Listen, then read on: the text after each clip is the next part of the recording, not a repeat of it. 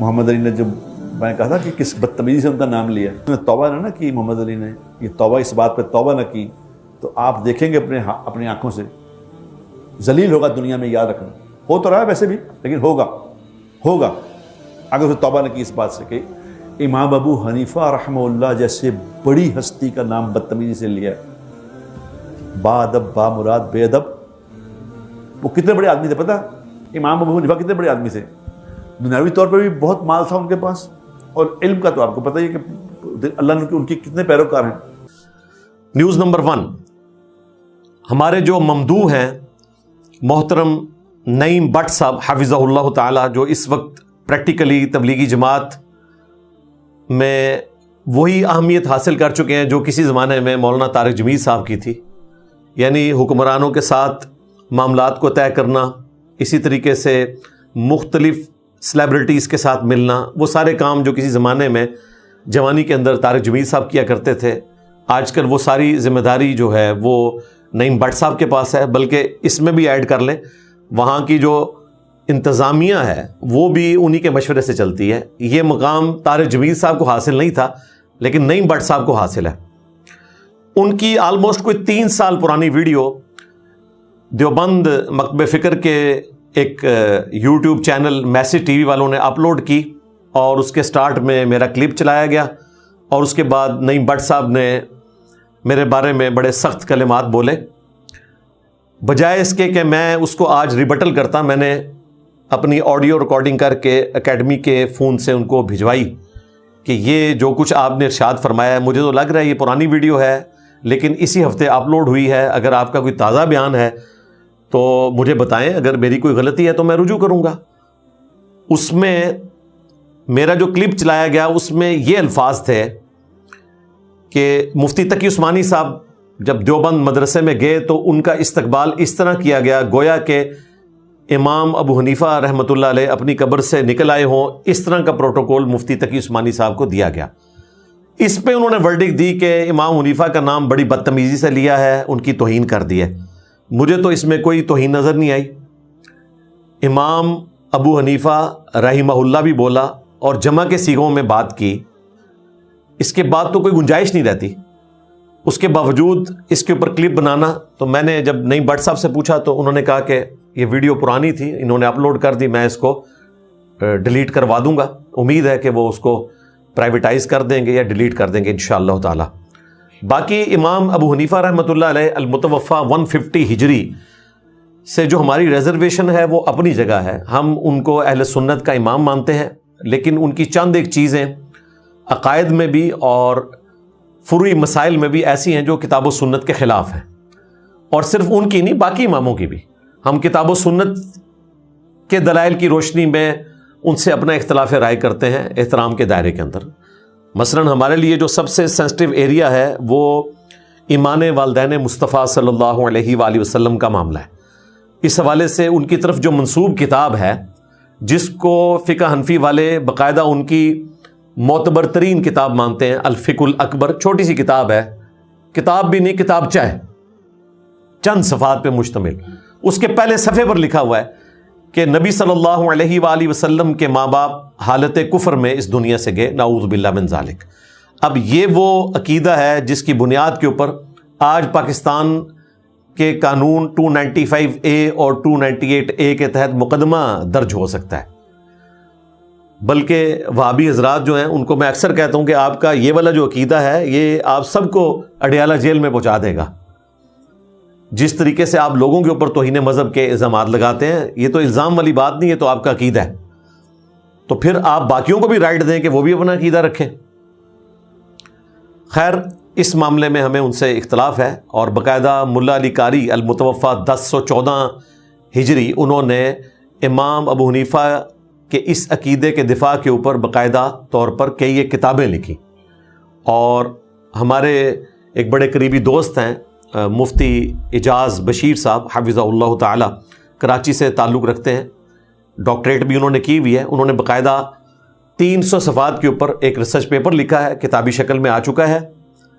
اگر کسی کو چاہیے تو mirza_95@yahoo.com پہ مجھے ای میل کرے اور منگوا لے۔ اس میں انہوں نے ثابت کیا ہے کہ ملا علی قاری نے نبی صلی اللہ علیہ وآلہ وسلم کے ماں باپ کو کافر ثابت کرنے کی کوشش کی ہے.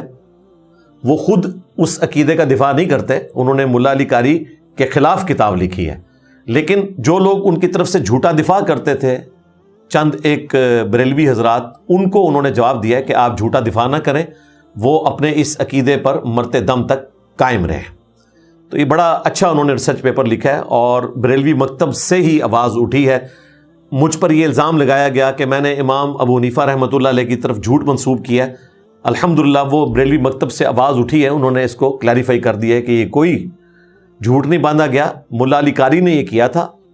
ہاں, جو ڈاکٹر اعجاز بشیر صاحب ہیں حافظہ اللہ تعالی, وہ یہ مانتے ہیں کہ امام حنیفہ کی طرف یہ چیز غلط منسوب ہے.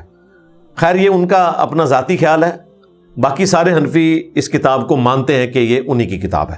ہمیں اس سے کوئی غرض نہیں ہے, ہم تو جو پریکٹیکلی اویلیبل ہے اس کے اوپر بات کر رہے ہیں. تو میسج ٹی وی والوں سے بھی میں ریکویسٹ کروں گا, کئی سال پہلے آپ سے ہمارے جو بلال بھائی ہیں جو آن لائن چینل چلاتے ہیں شاہد اور بلال کا, انہوں نے اپنی طور پر رابطہ کیا تھا کہ آپ کی کوئی اگر ریزرویشن ہے تو انجینئر صاحب سے آ کے ڈائریکٹ پوڈ کاسٹ کر لیں. اگرچہ ہماری پوڈ کاسٹ کا سلسلہ آج کل موقوف ہے, اس کے باوجود اگر ان کو اس حوالے سے کوئی کلیریفیکیشن چاہیے تو میں تیار ہوں, بجائے اس کے کہ وہ میرے کلپس کاٹ کاٹ کر اور علماء دیوبند کو بدنام کروائیں میرے ہاتھوں خام خواہ. وہ ساری باتیں جن کے اوپر ان کو اختلاف ہے, اور وہ باتیں موٹی موٹی ہونی چاہیے, باریکیوں میں پڑھیں گے تو اس کا تو اینڈ ہی کوئی نہیں, موٹی موٹی چیزیں, بلکہ وہ چیزیں جن کے اوپر انہوں نے کلپس اپنے چینل کے اوپر چڑھائے ہوئے ہیں, وہ ساری کی ساری باتیں ڈائریکٹلی مجھ سے پوچھ لیں. تو مجھے امید ہے جس طرح مفتی طارق مسعود صاحب حفظہ اللہ تعالی کو جب چیزیں پتہ چلی, انہوں نے باقاعدہ معذرت کی ویڈیو میں آ کے, اور رجوع ریکارڈ کروایا کہ میں نے انجینئر صاحب کا کٹا ہوا کلپ دیکھا تھا اور اس کی وجہ سے مجھے بدگمانی ہوئی, تو میں معذرت کرتا ہوں. تو امید ہے کہ آپ بھی انشاءاللہ تعالی اسی لیول پر آئیں گے. اسی طریقے سے ہمارے ایک صحافی بھائی ہیں دیوبند مکتبہ فکر کی بیٹ کو کور کرتے ہیں, عمار خان یاسر صاحب حفظہ اللہ تعالی, ان سے بھی میں نے ٹیلی فون پہ یہ بات کی تھی کہ آپ جو مختلف علماء دیوبند کے پاس جاتے ہیں, الیاس گھمن صاحب حفظہ اللہ تعالی کے پاس گئے, اسی طریقے سے مفتی تورو صاحب کے پاس گئے حفظہ اللہ تعالی, اور مختلف علماء کے پاس جا کے مجھ سے متعلق آپ چیزیں ڈسکس کرتے ہیں, تو میں تو زندہ ہوں, قبر میں تو نہیں چلا گیا. مجھ سے ڈائریکٹلی آگے پوچھیں, انشاءاللہ تعالی میں قرآن و سنت کے دلائل کی روشنی میں چیزیں کلیریفائی کروں گا. پھر عوام الناس فیصلہ کریں گے کہ کس کی بات قرآن و سنت کے مطابق ہے اور کس کی گفتگو جو ہے وہ محض اپنے بزرگان دین کی تعلیمات کے اوپر مشتمل ہے, جس کے پیچھے قرآن و سنت بالکل موجود نہیں ہے. امام ابو حنیفہ رحمۃ اللہ علیہ سے جو ہماری عقیدت کا معاملہ ہے وہ اہل البیت علیہم السلام کے حوالے سے 12 ویڈیوز کے اندر ریکارڈڈ ہے. میں نے اکثر ان کا یہ قول نقل کیا, جس کی وجہ سے مجھ سے نالاں تھے وہابی فرقے کے لوگ, اہل حدیث ہوں یا دیوبند, کہ انجینئر صاحب جو ہیں وہ یہ کہتے ہیں کہ اگر میں مولا علی کے زمانے میں ہوتا تو جنگ صفین میں مولا علی کی حمایت میں مخالفین کے اوپر تلوار اٹھاتا. تو وہ یہ کہتے ہیں کہ جی یہ تو گستاخی کر دی ہے. اگر یہ گستاخی ہے تو جو لوگ جنگ صفین میں حضرت علی کی طرف سے لڑتے رہے وہ گستاخی کرتے رہے؟ نہیں, آپ کا کہنا غلط ہے. اور بھائی ہم نے کہا ہم اگر اس زمانے میں ہوتے تو کم از کم تابعی ہوتے یا صحابی ہوتے, تو پھر تو بات وہیں پر آ جاتی. ان کو یہ بات ہضم نہیں ہوتی تھی, تو میں نے امام ابو حنیفہ رحمۃ اللہ علیہ کے حالات زندگی پر ایک اتھینٹک کتاب پوری دنیا میں جو مانی جاتی ہے, امام ابو محمد حارثی المتوفا 340 ہجری, اس کتاب کا حوالہ پیش کیا کہ امام ابو حنیفہ رحمۃ اللہ علیہ سے متعلق انہوں نے ایک مجلس نقل کی کہ وہ اپنے شاگردوں سے گفتگو فرماتے ہوئے کہتے ہیں کہ جانتے ہو کہ اہل شام ہم سے کیوں بغض رکھتے ہیں؟ ویسے تو اہل شام اور اہل عراق ان کی آپس میں ٹسل شروع سے تھی, یعنی اسلام کی فتوحات سے پہلے بھی جو رومن بیزنٹین امپائر تھی اس کا مرکز شام تھا, اور دوسری طرف جو پرشین امپائر تھی اس کا مرکز عراق تھا. تو ان کی ٹسل پہلے بھی رہتی تھی. جب دونوں سپر پاورز مسلمانوں نے گرا دی تو اس کے بعد بھی ان کا وہ والا معاملہ اپنی جگہ پر موجود رہا. اہل عراق اور اہل شام میں آپس میں اختلاف رہتا تھا, یعنی اسلام قبول کرنے کے باوجود ظاہر ہے اس میں ایک بہت بڑا فیکٹر جنگوں والا بھی تھا. تو امام ابو حنیفہ چونکہ اہل عراق میں آتے ہیں، وہ کہتے ہیں جانتے ہو کہ اہل شام ہم سے کیوں بغض رکھتے ہیں؟ صرف اس لیے کہ ہمارا یہ عقیدہ ہے کہ اگر ہم مولا علی کے زمانے میں ہوتے تو سیدنا علی کے ساتھ مل کر جنگ صفین میں حضرت معاویہ رضی اللہ تعالیٰ عنہ کے خلاف قتال کرتے ہیں، یعنی بائی نیم انہوں نے مینشن کیا حضرت معاویہ کا نام. یہی وجہ ہے کہ اہل شام ہم سے بغض رکھتے ہیں. اہل شام چونکہ متاثرین تھے بنو امیہ کے، ظاہر ہے وہاں پہ بنو امیہ نے اتنا عرصہ حکومت کی، ان کی باقیات موجود تھیں، اور پھر بعد میں جو یورپ کا علاقہ تھا اندلس، جس کو آج کل اسپین کہا جاتا ہے، وہاں پر تو 800 سال تک حکومت رہی بنو امیہ کی. اس کے باوجود وہاں پر بھی بہت بڑے بڑے امام پیدا ہوئے. امام ابن عبد البر وہ اندلس کے امام تھے، ان کے پائے کا اور کوئی مالکی امام نہیں گزرا 5ویں صدی ہجری کے اندر. انہوں نے الاستیاب کتاب کے اندر جس طریقے سے مولا علی کا دفاع کیا ہے جنگ جمل صفین نہروان کے حوالے سے، کمال کی چیز ہے. کئی ایک چیزیں انہوں نے نقل کی ہیں. تو میں تو الحمدللہ امام حنیفہ سے اسی وجہ سے عقیدت رکھتا ہوں. اور پھر دیکھیں ایک بہت بڑا فقہی مسئلہ جس کی وجہ سے آج کروڑوں مسلمان تکلیف کاٹ رہے ہیں، اس میں میں نے ہمیشہ امام حنیفہ رحمۃ اللہ علیہ کو سپورٹ کیا ہے کہ امام ابو حنیفہ رحمۃ اللہ علیہ کا یہ فقہی مسئلہ ایگزیکٹلی بخاری مسلم کے مطابق ہے، احادیث کے مطابق. اگرچہ بخاری مسلم بعد میں لکھی گئی لیکن احادیث تو امام حنیفہ سے پہلے کی ہیں. امام ابو حنیفہ رحمۃ اللہ علیہ کا یہ موقف ہے کہ بیوی کو ہاتھ لگانے سے وضو نہیں ٹوٹتا، جبکہ امام شافعی کا موقف ہے کہ وضو ٹوٹ جاتا ہے.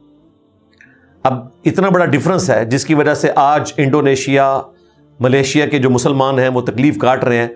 ایون طواف کعبہ میں بھی انہوں نے اپنی عورتوں کو دستانے پہنائے ہوتے ہیں تاکہ کہیں خامند کا ہاتھ ٹچ نہ کر جائے. وضو ٹوٹ گیا تو دوبارہ وضو کرنے کے لیے آپ کو ایک تکلیف کاٹنی پڑے گی. تو گرمیوں میں بھی انہوں نے دستانے پہنے ہوئے ہوتے ہیں. یہ سب کچھ ہوا. امام شافعی رحمۃ اللہ علیہ نے ایک غلط رزلٹ نکال لیا قرآن کی آیت سے. تو امام حنیفہ رحمۃ اللہ علیہ کا موقف بالکل درست ہے، کیونکہ قرآن پاک کی اس آیت کے تحت کہ اگر بیویوں کو تم چھوتے ہو تو پھر تم نے غسل جنابت کرنا ہے یا وضو دوبارہ کرنا ہے، دونوں چیزیں یعنی سرکمسٹانسز کے پوائنٹ آف ویو سے. اس حوالے سے امام ابو حنیفہ رحمۃ اللہ علیہ کا موقف ہے کہ یہ جو چھونے کا ذکر آیا جس کے بعد غسل کرنے کا یا وضو کرنے کا ذکر ہے طہارت حاصل کرنے کا، تو اس سے مراد ہے شہوت کے ساتھ، نہ کہ عام چھونا مراد ہے. اور اس کو سپورٹو وہ حدیث ہے بخاری اور مسلم کی. سیدہ عائشہ سلام اللہ علیہا کہتی ہیں کہ ان دنوں ہمارے گھروں میں چراغ نہیں ہوا کرتے تھے اور نبی صلی اللہ علیہ وآلہ وسلم قیام اللیل فرماتے تھے اور میں آپ کے سامنے لیٹی ہوتی تھی. حجرہ تنگ تھا اور بالکل اندھیرا تھا، چراغ نہیں ہوتے تھے، اس کی وجہ سے اندھیرا تھا. تو جب آپ علیہ السلام سجدے میں جانے لگتے تو میرے پاؤں ٹو دیتے تو میں اپنے پاؤں سمیٹ لیتی. آپ علیہ السلام سجدہ کرتے اور اس کے بعد جب قیام میں واپس جاتے تو میں اپنے پاؤں سیدھے کر لیتی. تو اس حدیث کے تحت امام بخاری نے یہ رزلٹ نکالا کہ بیوی کو ہاتھ لگانے سے وضو نہیں ٹوٹتا. نماز کی حالت میں نبی علیہ السلام لگا رہے ہیں. دوسرا، ان لوگوں کا بھی رد ہو گیا جو دھکے سے امام بخاری رحمۃ اللہ علیہ کو امام شافعی کا مقلد بتاتے تھے. اگر وہ مقلد ہوتے تو اندھے ہوتے، وہ اندھے نہیں تھے. انہوں نے احادیث کی بنیاد پہ امام شافعی سے بھی اختلاف کیا. تیسرا، یہ بات پتہ چل گئی کہ امام ابو حنیفہ رحمۃ اللہ علیہ کا جو موقف تھا وہ بالکل درست تھا ان احادیث کی روشنی میں. ہم بھی ان کے زمانے میں ہوتے تو ان احادیث کی روشنی میں یہی رزلٹ نکالتے ہیں. یہ کوئی راکٹ سائنس نہیں تھی. یعنی لوگ یہ سمجھتے ہیں کہ شاید لوگوں نے اپنی طرف سے کوئی چیز کنسیو کر لی ہے. واضح لکھی ہوئی یہ چیز، عام آدمی بھی اس کو پڑھے گا تو یہی رزلٹ نکالے گا. یہ بات میں اس لیے کر رہا ہوں کہ یہ جو مقلدین ہیں وہ اکثر کتاب و سنت کے منہج پہ چلنے والے لوگوں کو یہ گلا کرتے ہیں کہ جی آپ اگر بیوی کو ہاتھ لگائیں گے تو اس وقت آپ حنفی بن جائیں گے، تھوڑی دیر بعد اگر آپ کا خون نکل آیا تو پھر آپ شافعی بن جائیں گے. بھائی بیوی کو ہاتھ لگانے کے ایشو میں امام ابو حنیفہ کا مسئلہ صحیح الاسناد احادیث کے مطابق ہے اور خون نکلنے سے وضو نہ ٹوٹنے کا مسئلہ امام شافعی رحمۃ اللہ علیہ کا مضبوط ہے. اس کو سپورٹو سنن ابی داؤد میں وہ تفصیلاً حدیث موجود ہے. جس میں ایک صحابی کا ذکر ہے جو پہرے پر مامور تھے, ان کو تیر لگتے رہے کافروں کے, اس کے باوجود انہوں نے اپنی نماز جاری رکھی, اور بعد میں جب ان سے پوچھا گیا تو انہوں نے کہا کہ میں نے ارادہ کیا کہ نماز توڑ دوں, ظاہر ہے مسلسل خون نکل رہا تھا, لیکن پھر مجھے خیال آیا کہ جو میں نے صورت شروع کی ہے میں اس کو مکمل کروں, تو وہ اپنی نماز پڑھتے رہے اور ان کا وضو ٹوٹنا شمار نہیں ہوا. اس سے امام ابو داؤد نے باقاعدہ رزلٹ نکالا ہے کہ خون نکلنے سے وضو کا مسئلہ کہ نہیں ٹوٹتا. تو اس مسئلے میں الحمدللہ امام شافعی درست ہیں. ہم تمام اماموں کی عزت کرتے ہیں, لیکن یہ امام ہمارے بزرگوں کے طور پر, ہمارے استادوں کے طور پر تو ہمیں ایکسیپٹیبل ہیں, لیکن اگر کوئی ان کو ہمارے پیغمبر کی جگہ پر لا کر کھڑا کرے گا تو پھر ہم اس طرح کا کوئی بزرگ قبول کرنے کے لیے تیار نہیں ہے. ہمارا امام وہ ہے جس کی قبر مدینے میں ہے صلی اللہ علیہ وآلہ وسلم. النبی اولا بالمؤمنین من انفسہم وازواجہ امہاتہم. نبی مومنین کی جانوں پر ان سے بڑھ کر حق رکھتے ہیں, اور نبی کی بیویاں امت کی مائیں ہیں, نبی امت کے روحانی باپ ہیں. تو وہ ہمارے روحانی باپ بھی ہیں, ہمارے امام بھی ہیں, اور ایسے امام ہیں ما ضل صاحبکم وما غوا. تمہارے نبی نہ کبھی بہکے ہیں نہ کبھی بے راہ چلے ہیں. تو امام اس کو بنائیں کہ جو نہ کبھی بہکے اور نہ کبھی بے راہ چلے. یہ پروٹوکول صرف امام اعظم محمد رسول اللہ صلی اللہ علیہ وآلہ وسلم کا ہے. نیوز نمبر 2, ہمارے ایک دوسرے ممدوح مفتی طارق مسعود صاحب حفظہ اللہ تعالی, ان کا آج کل ایک مناظرے یا مجادلے کا معاملہ چل رہا ہے اہل حدیث محقق حافظ صدیق رضا حافظہ اللہ تعالی کے ساتھ طلاق ثلاثہ کے ایشو کے اوپر. اور میرے خیال ہے دونوں طرف سے 5 ویڈیوز تو ابھی تک بن چکی ہیں, اور شرائط مناظرہ ہی طے نہیں ہو رہی, اور اس میں زیادہ تر قصور جو ہے وہ صدیق رضا صاحب کا ہے. میرے خیال ہے ان کو خود بھی اپنے مکتب فکر سے متعلق صحیح انفارمیشن نہیں ہے. جس طرح کہ انیشلی طارق مسعود صاحب کو نہیں پتا تھا کہ اہل حدیث کا کیا سوچنا ہے اس حوالے سے, یا ان کا کیا مسلک ہے, کیونکہ شروع کی ویڈیو میں مفتی طارق مسعود صاحب نے کہہ دیا کہ اہل حدیث کے نزدیک ایک مجلس میں جتنی بھی طلاقیں دی جائیں ایک سے زیادہ تو ایک بھی وہ شمار نہیں کرتے. تو ایسا نہیں ہے, ایک شمار کرتے ہیں. بعد میں انہوں نے اپنی اصلاح کر لی. بہرحال صدیق رضا صاحب ان کی ہر ویڈیو کے جواب میں ایک ویڈیو بنا رہے ہیں, اور پھر ادھر سے ایک اور ویڈیو آتی ہے. مجھے نہیں لگتا کہ یہ مناظرہ یا مجادلہ کسی صورت سامنے آ سکے گا جو لوگوں کی خواہش تھی. اس سے ایک ایشو تو ریزالو ہو گیا, جو ہم اکثر کہتے ہیں کہ جس نے بھی اپنا موقف ریکارڈ کروانا ہے ویڈیو میں ریکارڈ کروائے, عوام الناس فیصلہ کر لے گی. تو میرے خیال ہے عوام الناس کو پتہ چلنا شروع ہو گیا ہے. میرے لیے دونوں محترم ہیں. مفتی طارق مسعود صاحب سے ہماری ایک محبت کا رشتہ ہے, صدیق رضا صاحب سے تو ویسے ہی ہے, کیونکہ ان سے میری ملاقات ہوئی تھی مارچ 2010 کے اندر. حافظ زبیر لیزئی رحمہ اللہ تعالی سے ملنے کے لیے ہم گئے تھے راولپنڈی, وہ جمعہ پڑھانے آئے تھے, تو ایک جگہ لنچ تھا, وہاں پہ ان سے میری سرسری ملاقات ہوئی. اس کے بعد میرا 1-2 دفعہ ٹیلی فون پہ بات ہوئی, وہ بھی کئی سال پہلے. تو ٹرو جینٹل مین ہے, اور ان کے لیے میں عرض کروں گا کہ آپ کو بخوبی معلوم ہے کہ آپ کے جو استاد اور ہمارے استاد شیخ زبیر لیزئی رحمہ اللہ تعالی طلاق ثلاثہ کے مسئلے میں وہی موقف رکھتے ہیں جو اہل سنت کے تمام ائمہ کا ہے, بلکہ اس پہ اگر اجماع کا دعویٰ کیا جائے تو بالکل درست ہے. مجھے بارہا خود شیخ زبیر لیزئی رحمہ اللہ نے کئی مواقع پر کہا کہ علی بھائی آج کل کے اہل حدیث کا ایک مسئلہ ایسا ہے جو اجماع امت کے خلاف ہے, ایک مسئلہ, اور وہ طلاق کا مسئلہ ہی بتاتے تھے. یہی وجہ ہے کہ 17 جون 2009 کو جو میں نے 100 کوسچنز ان سے کیے, اس کے اینڈ پہ جا کے میں نے طلاق والا مسئلہ پوچھا, کیونکہ مجھے پتا تھا یہ جواب نہیں دیں گے. تو میں نے سوال میں ہی کہہ دیا کہ آپ کی مرضی, جواب دیں یا نہ دیں. تو انہوں نے کہا کہ بس یہاں پہ انٹرویو ختم, اس کا جواب میں نہیں دوں گا.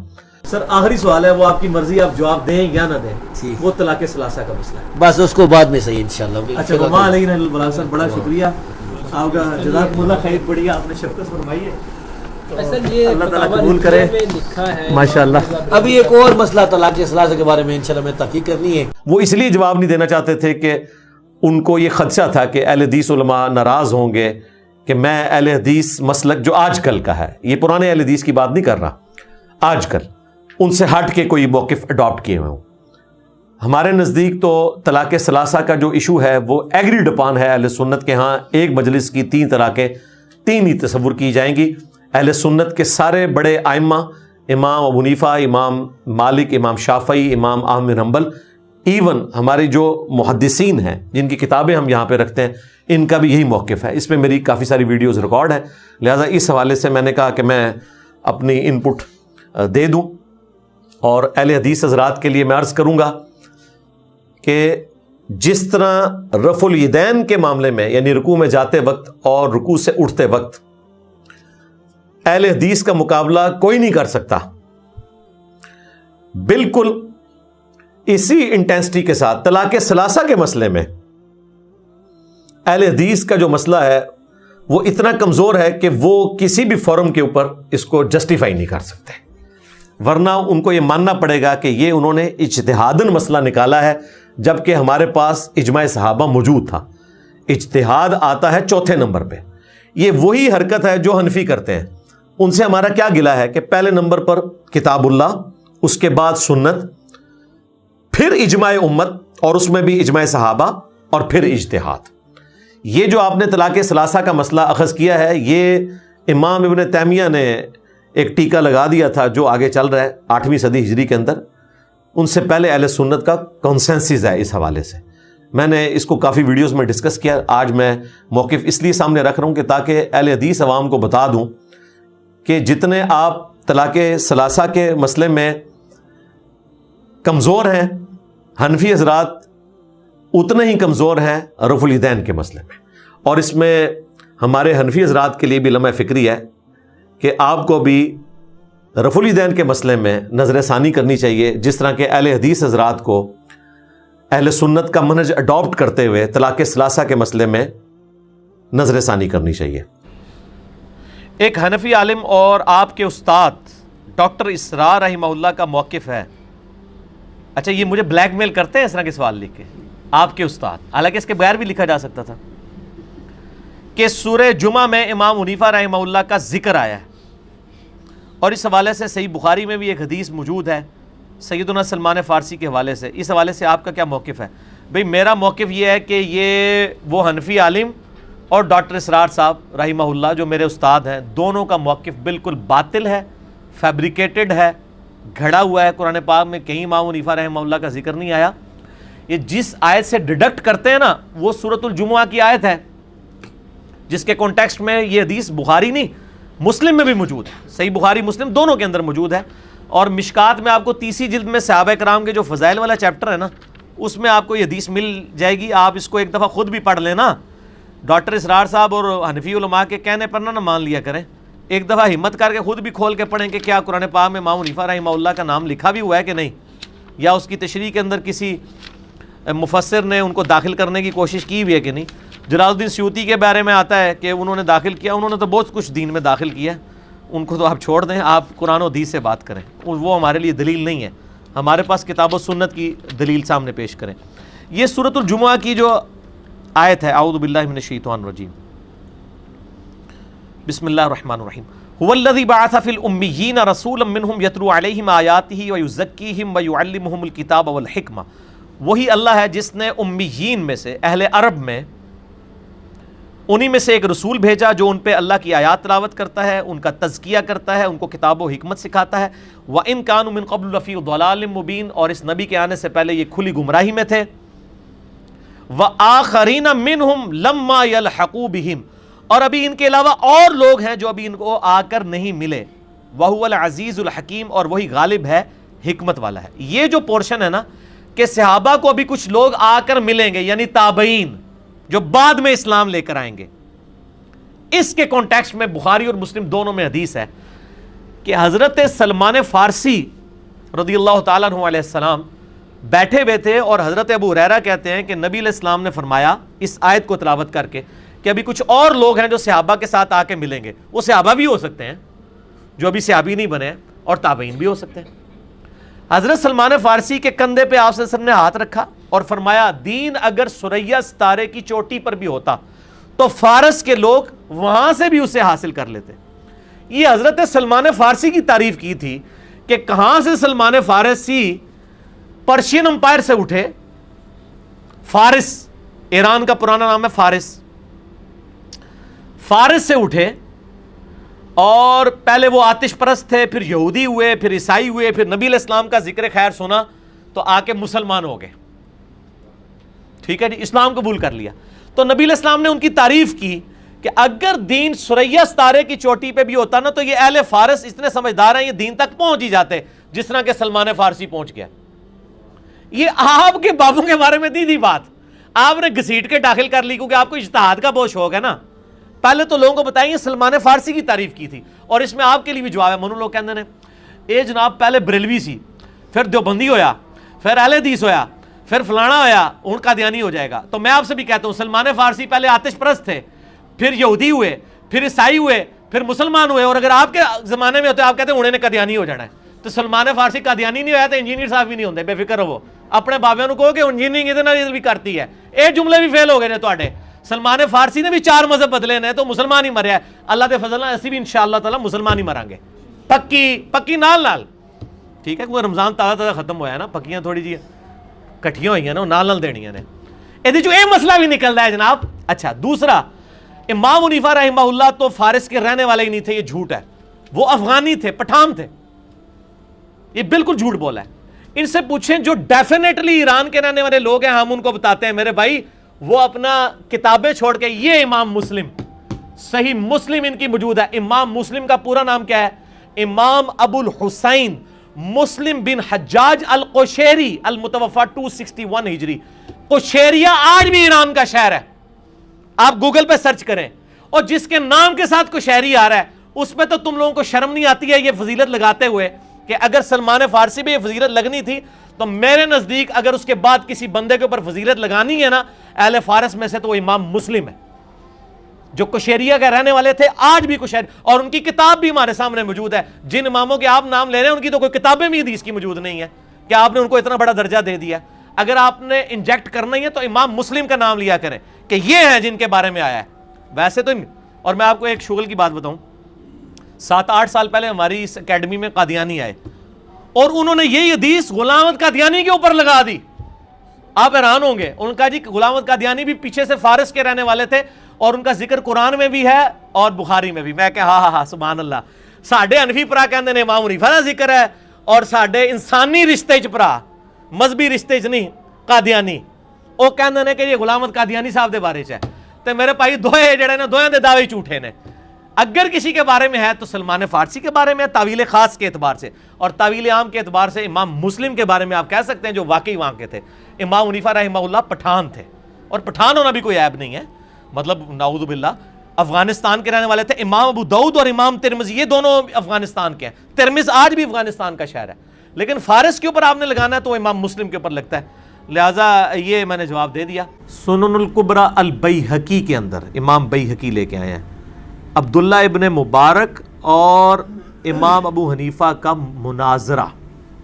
ए लोगों को मुनाजरियां का बड़ा शौक है ना, ए मुनाजरा भी कदे बयान करन ना। और ये मुनाजरा इमाम बुखारी रहमहुल्लाह ताला ने जुज़ रफ़ुल यदैन में भी लिखा है, बकायदा आप उसके इंडेक्स में जाएं, हमारी वेबसाइट के ऊपर जुज़ रफ़ुल यदैन रखी हुई है, उसका 70 नंबर पेज है, PDF डाउनलोड करें। इमाम बुखारी ने रफ़ुल यदैन के हक में पूरी किताब लिखी है, और उस किताब का तारुफ मैंने मसला 70B में करा के वर्ड बाई वर्ड इमाम बुखारी के कमेंट्स भी पढ़ के सुनाए थे। उसमें 70 नंबर पेज के ऊपर ये पूरे मुनाजरे की दास्तान है जो हदीस की किताबों में है। इनकी तो बातें निकलती हैं, अजीबो गरीब किताबों के नाम होते हैं। ये हदीस की किताब में मुनाजरा है, सुननुल कुबरा अल बैहकी में, और जुज़ रफ़ुल यदैन भी हदीस की किताब है, इमाम बुखारी की लिखी हुई, वो इमाम बैहकी की। इन दोनों किताबों में मौजूद है कि एक दफ़ा अब्दुल्ला इब्ने मुबारक और इमाम हनीफा रहिमहुमुल्लाह दोनों इकट्ठे नमाज पढ़ रहे थे। अब्दुल्ला इब्ने मुबारक कहते हैं कि मैंने रुकू में जाते वक्त और रुकू से उठते वक्त रफ़ुल यदैन किया और इमाम हनीफा नहीं किया।